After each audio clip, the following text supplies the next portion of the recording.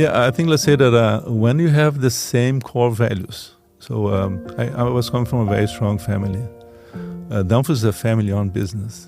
My purpose in life was to change the world with refrigeration and air conditioning. And that was their purpose. And I thought it was a good match. And let's say it was a good kind of chemistry. And there was a time that they were just starting up in Brazil. So the company was starting up in Brazil, and when I joined Danfoss, I was the number 6 employee.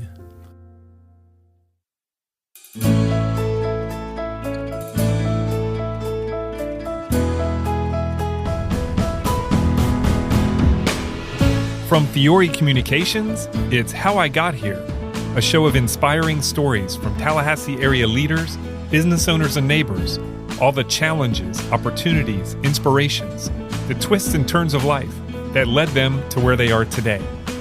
Everyone has a story worth telling, and I am really grateful that we get to bring a few of them to you. I truly have been changed by my conversations with these amazing people, and I'm confident you will be too. I'm Dave Fiore, and in this episode, I speak with Ricardo Schneider, Executive Advisor and recently retired President and CEO of Danfoss Turbocor. The Tallahassee-based company produces high-efficiency, oil-free compressors for commercial air conditioning systems around the world. For the layman, that means these components never need lubrication and never wear down because they're floating in a magnetic field. Pretty cool. Ricardo's lifelong passion for improving the world through better refrigeration and air conditioning led him to a position with Danfoss in his home country of Brazil, where he grew up in a community of German immigrants. He excelled in every opportunity with the company and worked his way up to global vice president and a move from Mexico to Baltimore. While Danfoss has more than 40,000 employees and $12 billion in global revenue, the operation in Tallahassee was in trouble when Ricardo arrived.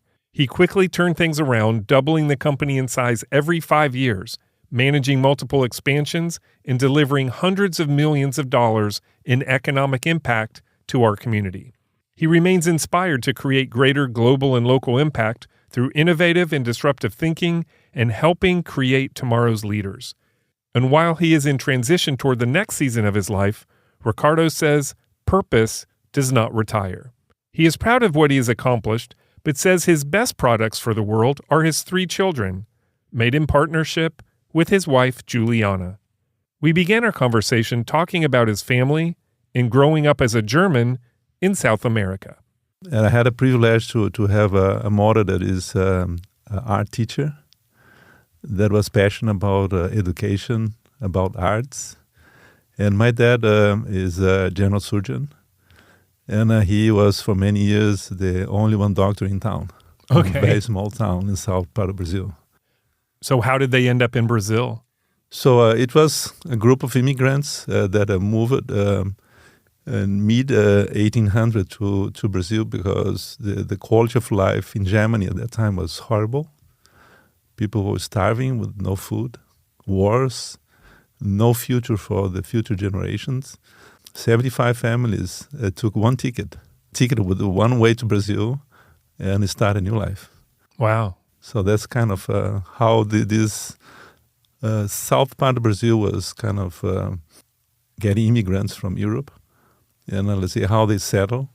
And they were kept alone for many years as German immigrants. My mom still speaks Plattdeutsch. So there's a lot of influence from the German culture and the Italian culture, actually. Okay. So they stayed together as a community, even in Brazil.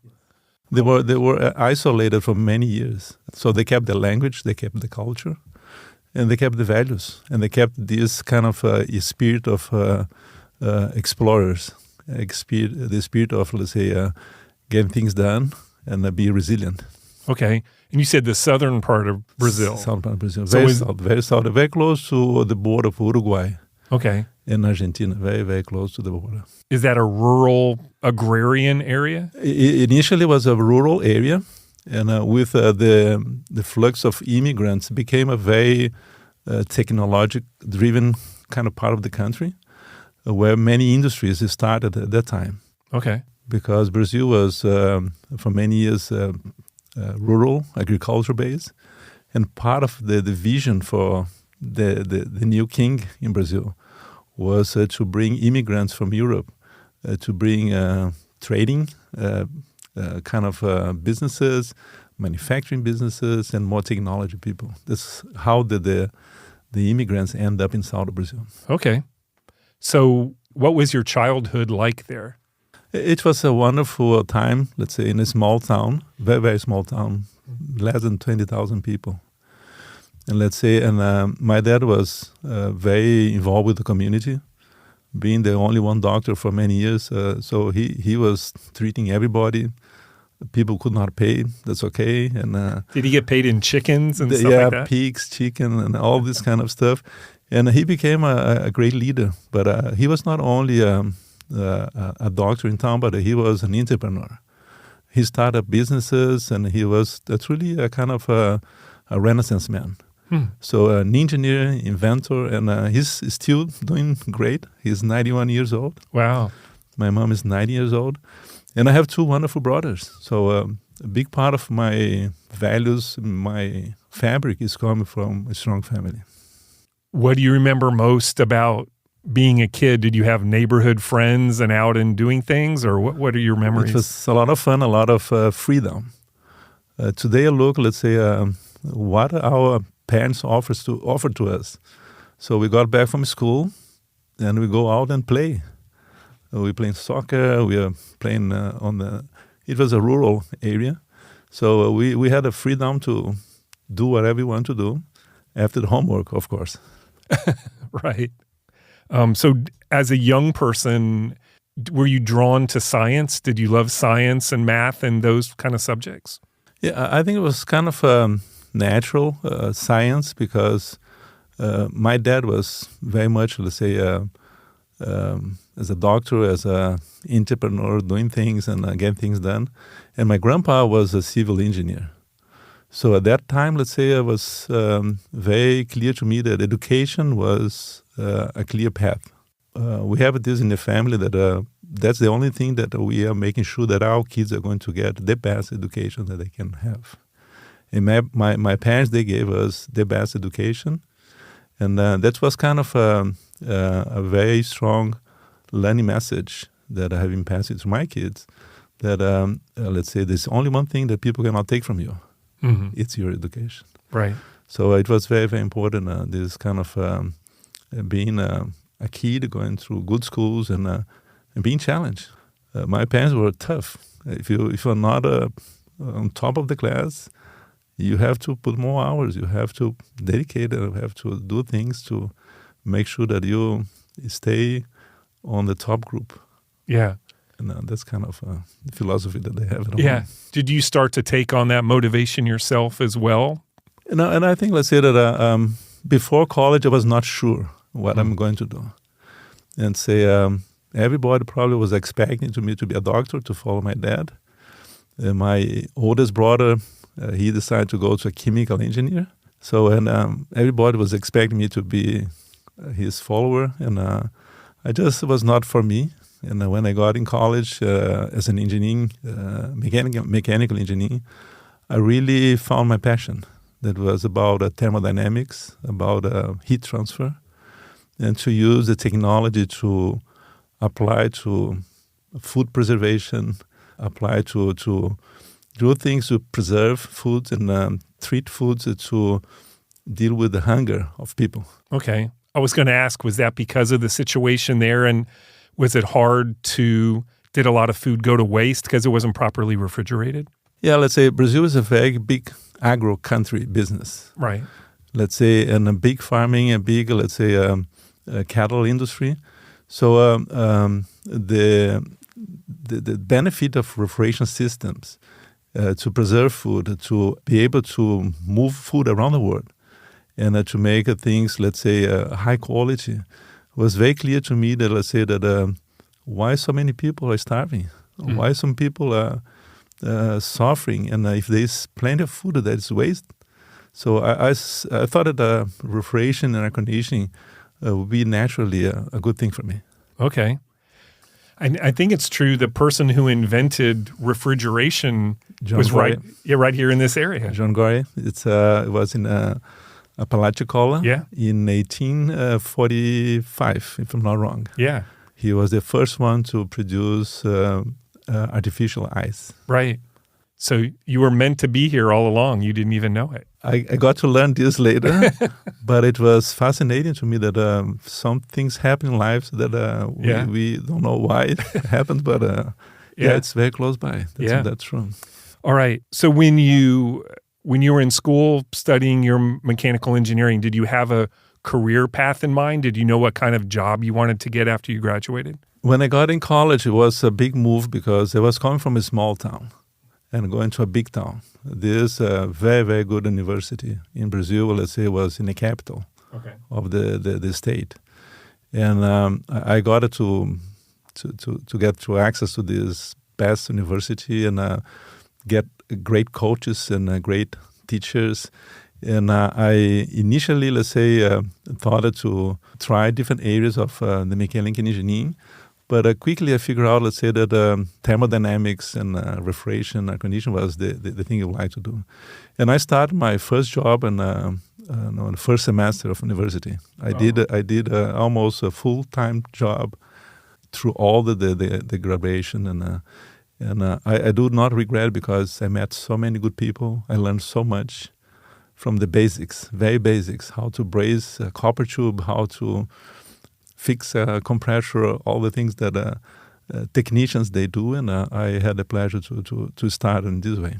How do you handle that all at once? It's kind of learning and a kind of being able to ask questions. Because I mean, with school, while you're trying to go to school full time and doing the job. It was hard. Yeah. And because it was tough to go through long nights studying and weekends, but I think there was the time to do this, and I do not regret. Yeah. I learned in both directions, the academic side, but also I learned, let's say, you have to work hard to make things happen. You have to work in teams to make things that you do not learn in universities. You learn doing things. Right. So I think that to me was a great experience. Yeah, and you certainly had the work ethic from your family and when you were younger. So that there was nothing new about that part, right? No, and that's kind of, I saw my dad leaving in the middle of a Christmas party to go to the hospital to deliver babies. My birthday parties, he was not there because he was treating someone who was in a critical condition. So working hard has been early learnings for all of us, yeah. Did you have a chance to do anything fun in college? I tried to do sports, so I was a volleyball player. Oh. I had the chance to play in a good level. And I say it was one of the good things that was putting my stress and my energy, if I was not in school, was sports. Okay. Right, so after you graduate, do you go to work full-time for that company? The company you were with when you were in school? Yeah, it's a good question because I had a wonderful experience with a group of partners. We started up 2 companies before I graduated. Oh, okay. 2 companies was one for frozen food, and another was for climb chambers to cycle infinity mortality of electronic components. It's something that's very complex. Okay, yeah, I don't know what that means. But let's say it was a kind of a great experience to start up companies. I was not ready for being a full-time, let's say, owner, because I was probably lacking enough experience. But give me a good taste about how to be an entrepreneur on the early days. And then just after graduation, I met my wife. I thought it was time to get a little bit more kind of in a conventional job, and then not an entrepreneur. And then we got married, and I stayed with one of the companies that offered me an internship. And it was a great company, and I started as an engineer and developed a career for a few years with them. Okay, this was an international industrial refrigeration company? Yes. Okay. Yes, and this company was a very, very large company in South America. And I was growing internally and developing, and they sent me to Europe. in 1989 to transfer technologies for a Swedish company and German company. I stay in Europe for a while to get all the technology and prepare all the transfer. At that time, let's say, was the time that I get to know Danfoss. Okay. Because the electronic controller of one of these sophisticated equipment was produced in Denmark by a company called Danfoss. So I spent a few days in Denmark to learn and train and to bring back to Brazil. I found it was a company with a clear match with my values, with my passion. And let's say, when I came back to Brazil, I have to rethink about the directions, because it was the time that the wall of Berlin was coming down. The world was changing. And I saw things that was probably a good time to jump into a more international platform and not just a domestic kind of opportunities. And that's kind of a trip that really was a game change for me. Okay. Yeah, that's really interesting timing again. So what was it about, you mentioned the culture and kind of the overall feel, but what was it? It sounds like you kind of fell in love with Danfoss when you first saw what the company was all about. Yeah, I think let's say that when you have the same core values. So I was coming from a very strong family. Danfoss is a family-owned business. My purpose in life was to change the world with refrigeration and air conditioning. And that was their purpose. And I thought it was a good match. And let's say it was a good kind of a chemistry.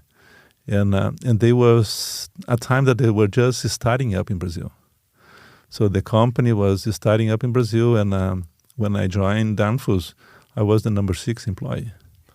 Really? Yeah, we were kind of a startup company in Brazil.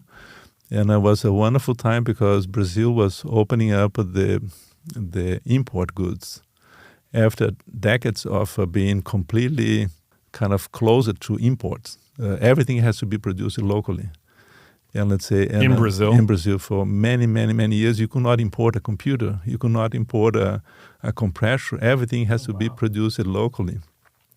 It was a very wrong, let's say, strategy as a country. So they opened up the borders for import goods. And we flooded the market with the good stuff. And the market, the country was hungry for technology at that time, especially in this space of refrigeration and air conditioning. Mm-hmm. So we grew so fast. It was so fantastic. And then a few years later, the company invited me to come to Mexico to try to replicate what we have done in Brazil. Right. So your first job was in Brazil with Danfoss, and then they moved you to Mexico. So you're married at that point. I imagine that's it's more than just a job change. It's a cultural change. It's a big shift in your family to move to Mexico. No, it was, again, let's say, I have the privilege to have been married with a great lady. That is... let's talk about her. Tell us about your wife. So Juliana was studying nurse. She's a nurse by education. And she was about to finish her degree when we get to met. And let's say, I saw in her the same kind of passion about education, the same passion about family, kids. And it was immediately clicking. So it was How'd really you meet? fun. So my parents and her parents, they have a summer house on the same beach. Like here, let's say Santa Rosa or Seagrove. And we met in one evening on the bar, talking with some friends, common friends. And it was clear that it was something good between us. So what is her heritage? Did her family come from Germany as well? Part of her family, Butcher, came from Germany, and part was Spanish and Native Americans. So okay. She is 20% Native American. So it was a good clique, and let's say we married in 88. And let's say, and at that time I was still not working for Danfoss. And when my first child, Pedro, was born, and I said, it's time to change. That's when I left this Brazilian company and moved to Danfoss. But it was kind of always about the family. I never took any decisions by myself, alone. So when I moved, let's say, to Danfoss, let's say, was I consult a lot of my dad, my mom, my brothers, and Juliana, and so everybody support me. And a lot of people said, "Are you crazy? So you're leaving as a R&D manager to start up a company with 6 people?" That time, the other company, we were above 1,000 people in the company. Right. And I said, I think that I know what I'm doing. So I think that there's other things out there that are opportunities. So that's kind of, but it's always about family. When I moved from Brazil to Mexico, I was the first non-Danish expatriated. And they came with a Danish contract with all the contract in Danish. I said, no, you first need to translate in English. And you need to put the name of my wife on the contract. If she will not sign, I will not sign. So we read the contract together. We had a few things because in Mexico, she was not allowed to work as a nurse because she has to renew her license. And at that time also, we had 2 kids. Pedro was 3 years old. Matt was a year and a half. And then she decided to say, let's put all my focus on our kids through their education and make sure that they're going to get the best of the best. So again, it was a family decision because it was not just by myself. I was with 2 kids and a lovely wife, moving to another country and take the 2 grandsons from both sides of the family away from them. It was a kind of interesting time. Yeah. So I imagine you would give the same advice to other people making a big decision, a couple, to make sure that you're on the same page and you make those kind of decisions together, right? Yeah, in my career, I expatriate a lot of people from China, Mexico, India, Germany, you can name. I always ask to put the name of the wife on the contract. I want to interview the wife too. I never interview only the candidate. I want to interview the spouse, the partner, and to make sure, let's say, that it is a family deal. Because if I have seen a lot of families moving and became a complete disaster if the family is not fully on board of the challenge. We have here in Tallahassee now probably about 12 families from different countries that we brought in. And we want to make sure that all the families are getting the support and they are on board. And do you have a high success rate when they both agree and they can do that from the beginning?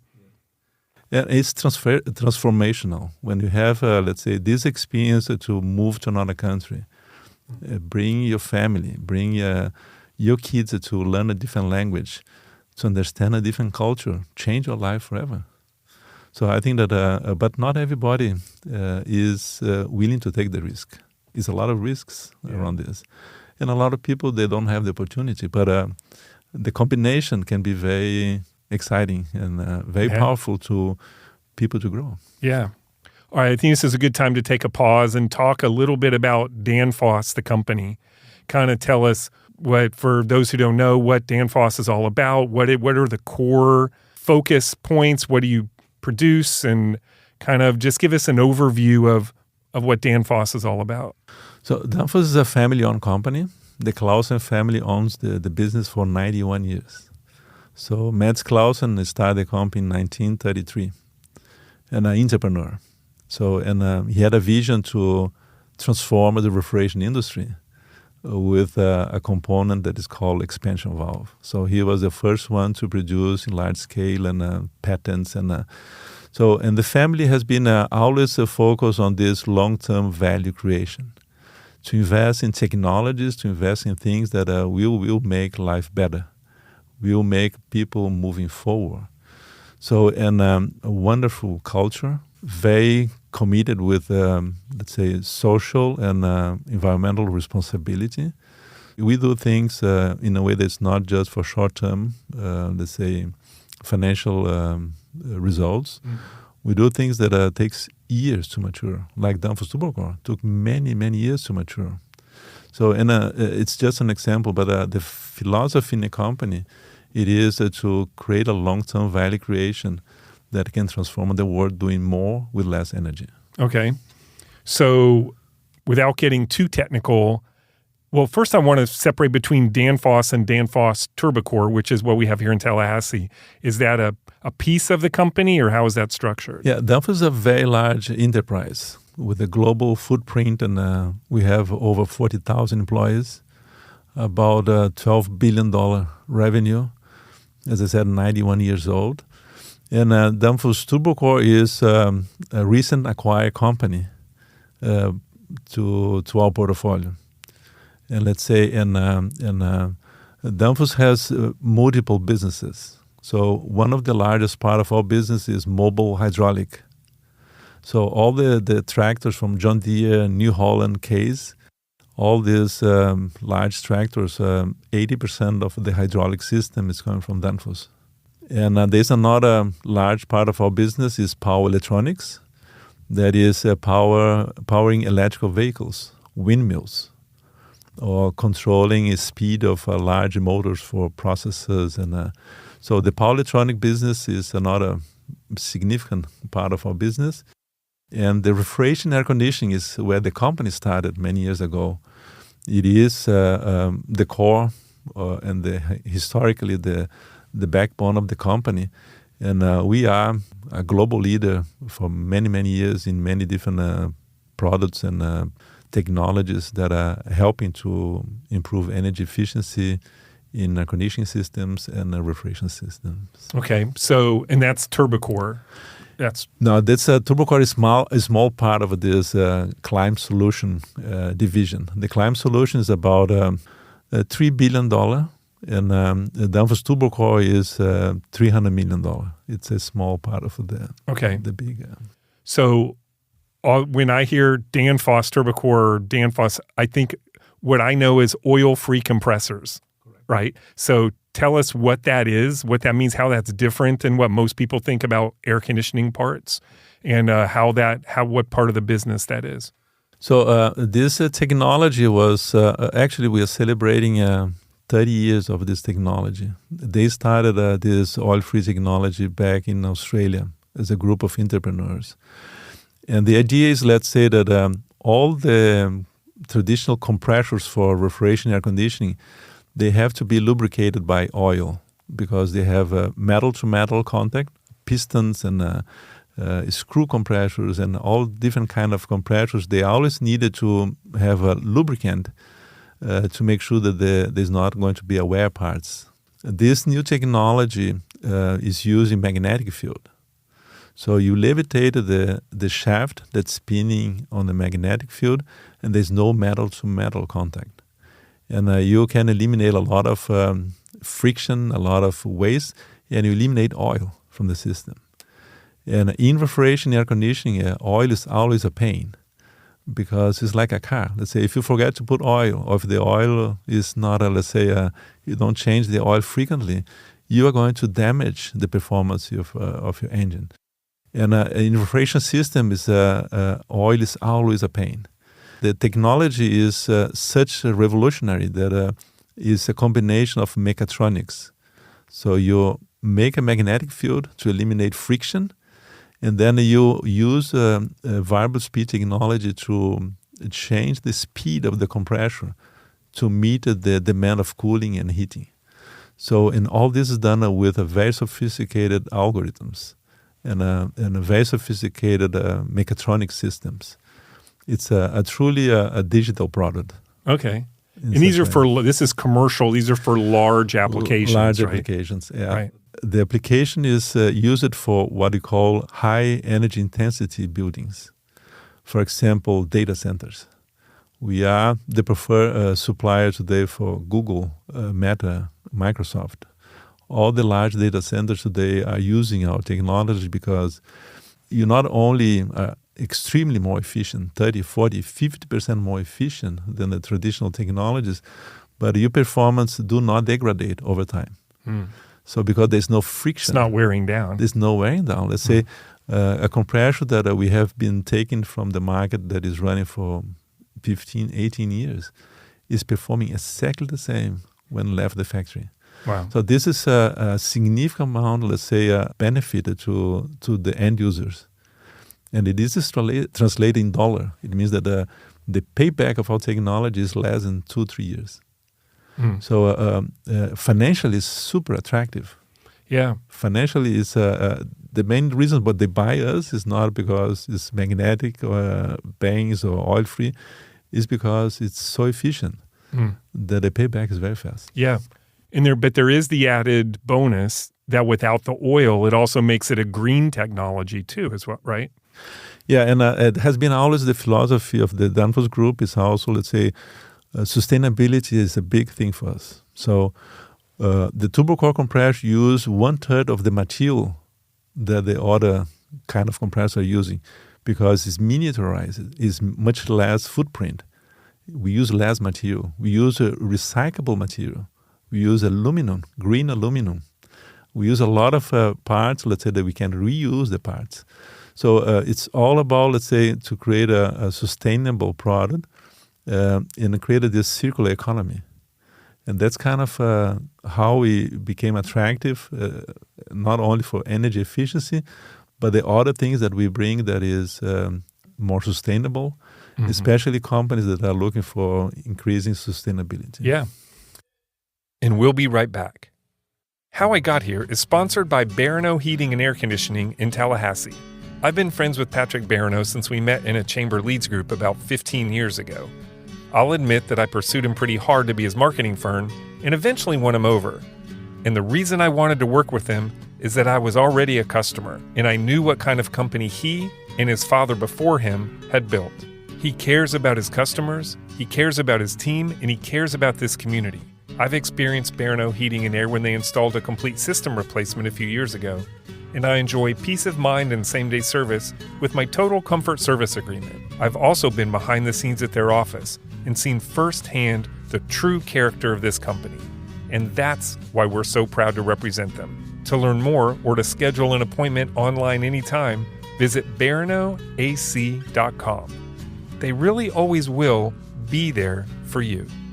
And now back to the show.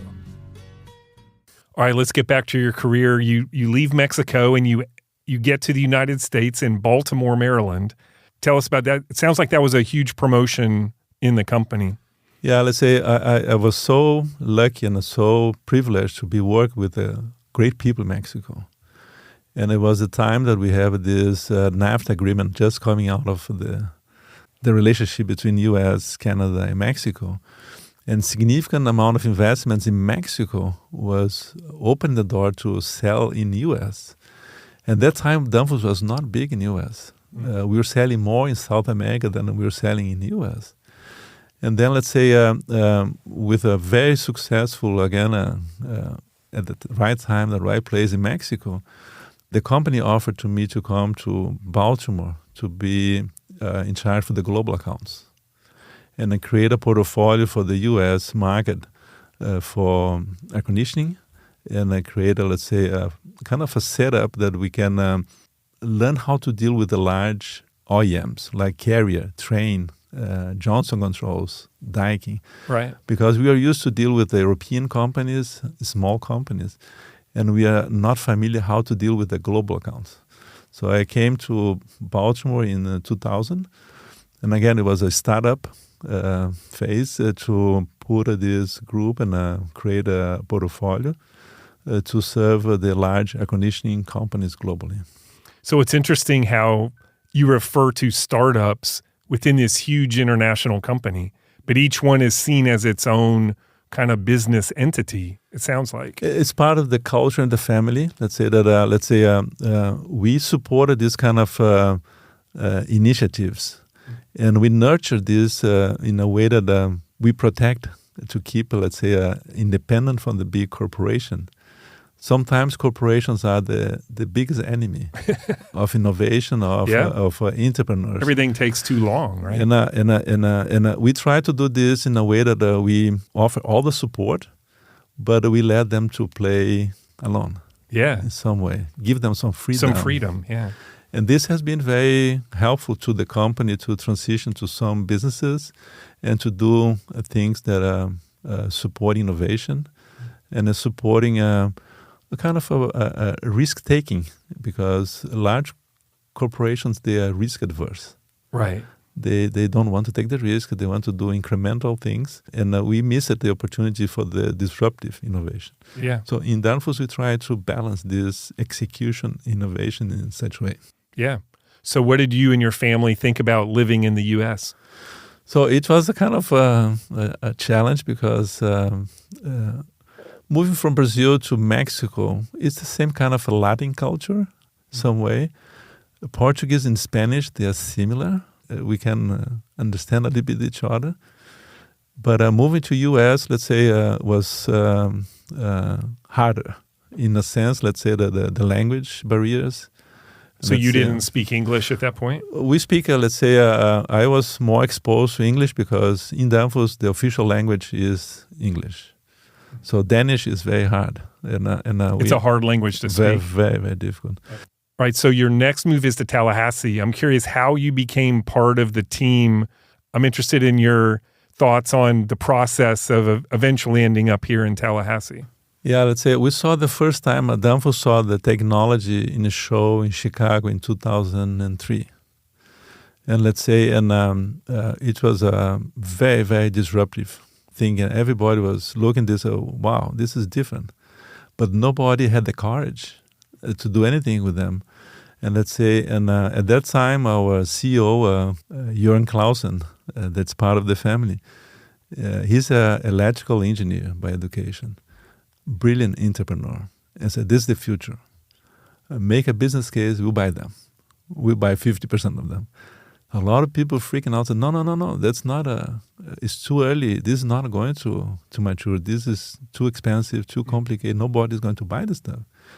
And I said, no, we'll buy it because we are private owner. We can do whatever we want to do. Yeah, you can do. Yeah. We take some risks, and let's say, it was a very, very bold and a very brilliant move from Jørgen Clausen.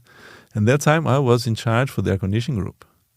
And we talk about this and we discuss about this and the risks and the opportunities. And then the company, we acquired 50% of the company in 2004. And things were not going good. Mm-hmm. And then we make a decision to move to Tallahassee. And we moved here around 2006-07. And crisis came in 2008. And the company was falling apart. And then kind of a very difficult decision for us. Let's say that we need to close or we need to turn around. And I got an invitation to come to join the team here and to see what we could do with the company. So the team was started here before you got here? Yeah. Okay. Yeah. So the company moved in end of 2006, beginning of 2007. Behind the scene, I was monitoring the company. We were looking at what's going on. And then in 2008, it was a 50-50 joint venture. The board has decided to make a change and bring someone with more deep depth experience in the air conditioning industry in the global arena. So I came here. My first meeting with the team here was in a Christmas party in 2008. And that's right during the financial crisis. And yeah. And Danfoss was struggling. Some business was not performing, and we need to cut a lot of things. And we were losing so much money in Danfoss Turbocor at that time. We were losing about $8 million per year. And then we need to make very hard decisions. And let's say, I was honored and had the privilege to be invited to come here and help. And were you excited for the challenge? I was very excited, but scared at the same time. Yeah, I'm sure. First of all, let's say, I was technically departing from the Danfoss Group because I was the CEO and president of joint venture 50-50. And that time I was reporting to one of the other shareholders. I was not reporting to Danfoss anymore. I always had a backup from Danfoss, and at the board we have 2 members from Danfoss and 2 members from the other investors. And I get a great support from the board members because one of the board members was my previous boss, 2 of them, my previous bosses. Mm-hmm. Sven Ruder, that a guy hired me in Brazil. He was part of the board. Okay. And Kim Fausing, that is our actual CEO of Danfoss. It was my previous boss. But it was risky, but I could see that the potential was huge. Yeah. Well, it ended up you were right. I think, let's say that it's a collective effort. Let's say not just Danfoss Turbocor employees, but what I call the oil-free community. Some of the early adopters of the technology, they were very they believe on it. They see the future, they see the opportunity to do something better, to do something different. It was a handful of business leaders around the globe, one in China, two in Europe, and three here in the United States. They were fully committed with this. So this oil-free community, let's say that was the reason why this was successful. It was our team here in Tallahassee, the support from Danfoss, and these entrepreneurs and business people that could see the thing that a lot of people could not see it. Right. Well, you said from the beginning it's about building teams and collaborating and finding the right partners, right? Yeah. And to be honest, the team here in Tallahassee is by far the best team that I have ever worked with. Unbelievable smart engineers, unbelievable entrepreneurs. Passion, that's their life. They created this technology. They have this mission in life to change the world, to disrupt the industry. And this culture, we still keep this, even if we are now 100% owned by Danfoss. The culture here is very unique, very different from some other Danfoss groups, because Danfoss has a lot of products that are very mature. And we are not mature yet. We still have a lot of more to do. And so that's kind of the unique culture that we have developed here. Yeah. So what did you think of Tallahassee when you got here? I think, let's say, I like small town. You can see my background. I grew up in a small town. Mm-hmm. And I think, let's say, that the community has so much potential. Being a university town, having the largest magnetic lab in the world, that's the reason why we are here. So a lot of people don't understand.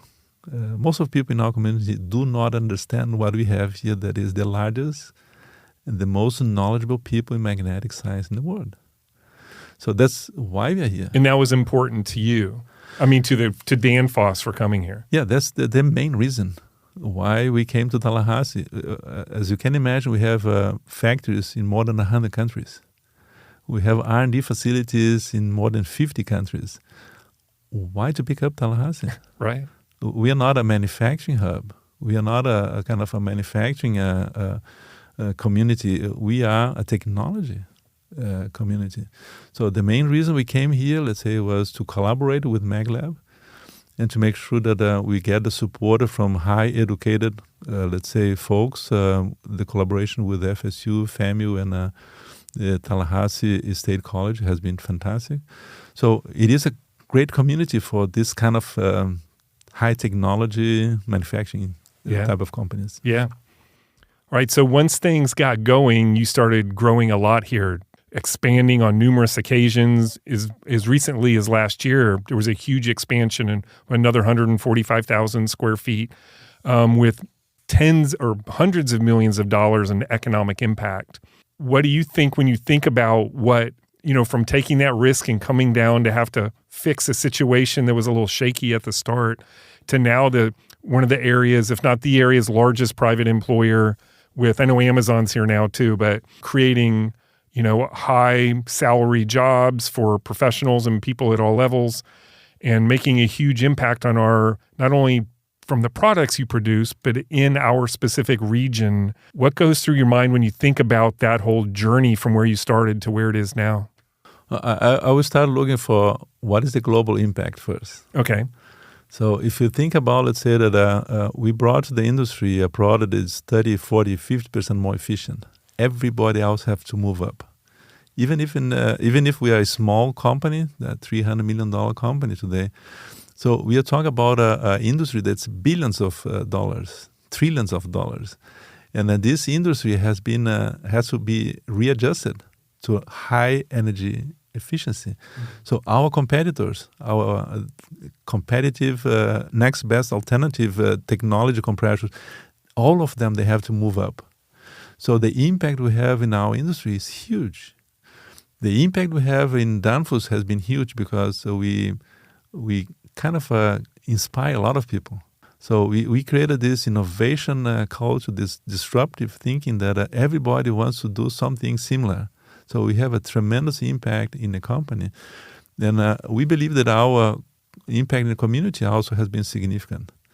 So let's say creating jobs, inspiring, let's say, other leaders, and let's say, adjusting the needs for the labor force. So talking with the engineering school, talking with the universities, what kind of competence we need. So I think that the impact in our community is significant. And we feel very good about this because, again, we have a purpose in life. Right. How do you feel about it? I feel great. I feel great, and let's say, and I think we share this in our team here in Tallahassee because we to be honest, I never expected to be at the level that we are today, to have such impact in our industries, to have an impact in the whole, let's say, thinking about energy efficiency, and I think that it's a great feeling. But Danfoss Turbocor is just at the beginning. This company will be $1 billion very fast. You think it will? Absolutely. Okay. So we have a roadmap to be $500 million by 2028, and we are going to get there. And let's say in a few years more, I think we can get it to $1 billion business easily. Wow. So I think that this is just the beginning. So that'll be more growth here in Tallahassee, right? It will be more growth in Tallahassee. We are putting a new factory in Europe. We just opened a new line in China. So this is a global business. But the headquarters here, the technology headquarters is here in Tallahassee. Again, because magnetic science is our core business, our core technology. And we need to be close to this massive infrastructure and knowledge that we have in town as a Mag Lab. So do you actually do test projects in the Mag Lab? Do you use it as a resource to test technology? Yeah, we don't test as such, but we work together to collaborate to resolve problems. So it was a situation that when we develop a large compressor, let's say, no supplier could develop a magnetizer with this kind of powerful magnetic field. So we tried many different companies, and everybody gave up, and they could not make it happen. So we asked Mag Lab to sit down with us and share some thoughts, and we create a kind of a hackathon workshop with them. In a few days, let's say, we have a solution. Wow. Because that's what I do every day. And there's nowhere else in the world that could happen. It's very unique what we have here because it's not just how to deal with the magnetic field, but how to create a sustainable magnetic field with all the energy that's involved. It's kind of a very complex problem to deal with. From what I've seen, it looks like you're taking the next step in your career in retiring from this position. So tell us about that process. Is it a kind of a slow exit, or what are your immediate plans? So as part of our obligations in the company is to prepare a succession plan. So I have been working for the last 4 years with my succession plan. We had 3 candidates that we were preparing to be ready. And I'm very happy that, let's say, one of my candidates that I have picked up, and we jointly with Danfoss agreed that is the natural guy to take my responsibility. And we just announced the transition last year. And I am moving away from the day-to-day activity and playing a role as an executive advisor for the company. And let's say, still involved with Turbocor to help them, but with less day-to-day responsibility. I'll be work with some big projects that we have to bring the technology to other kind of applications. Okay. And I will also be free to write a book about the technology that I'm very excited about. Yeah. And have some more free time to do other things that I want to do. Okay. I say that purpose doesn't retire. Right. My life has been dedicated for sustainability, energy efficiency in refrigeration air conditioning. That's what I'm going to do for the rest of my life in a different ways. Right. Well, that sounds exciting.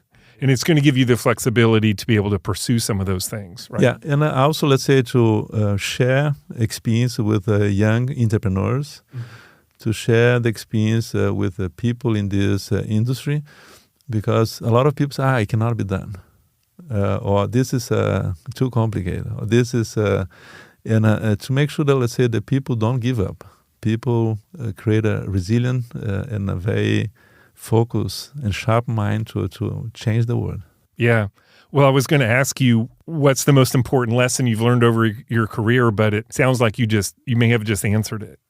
Yeah, I think, let's say, you have to be very resilient to deal with the diversities. For example, let's say, nobody planned for COVID. So we came out of COVID stronger than we were, because we took the challenge as an opportunity. So let's say, and making sure, let's say, that we balance innovation and execution. A lot of companies that they have really master execution, and they kill innovation. And a lot of people, they put so much focus in innovation, they cannot deliver financial results. So this balance is something that I learned, and I think that we all learn in Danfoss Turbocor, in Danfoss, that is the hardest part of the business. It is to balance this and to make sure that we do this with fun. We do this with, let's say, a good team spirit, and make sure that we keep moving things forward to get a better world. Yeah. All right, Ricardo, looking back, what is the one thing or person that you would say it changed the trajectory of your life to this point? My wife. And we have been married for so many years, and I could not be here without her. I got a little bit emotional about this because it is a partnership. My vision is not just my vision, it's her vision too. And looking back, let's say I have 3 kids that are wonderful people. So one is a trauma surgeon. My oldest is a finance VP of a bank. My daughter graduated from Duke in doing marketing communication. So I think, let's say that I say that that's my best product for the world. It's my kids. And it was done with a strong partnership with my wife. That's awesome. All right, final question. The podcast is named How I Got Here, and we've talked about how you got to this point in your life. Where do you think here might be for you in 3 to 5 years from now? I think, let's say, we want to keep inspiring people, keeping, let's say, serving great teams and serving great causes. So life is too short to be wasted.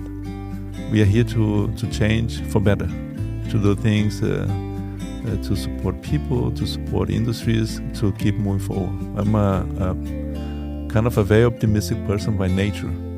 So let's say a human being has been designed to improve over time. We never go back. We always get better. And technology will make us better. And people sometimes they're afraid about technology. They are afraid about artificial intelligence is going to kill us. It's going to. No, it's all good. It's all, let's say, about to learn how to deal with technology and moving forward. So, and I think my next 3 years is going to be super exciting. Spend a lot of time on outdoor and continue to help the industries to move forward.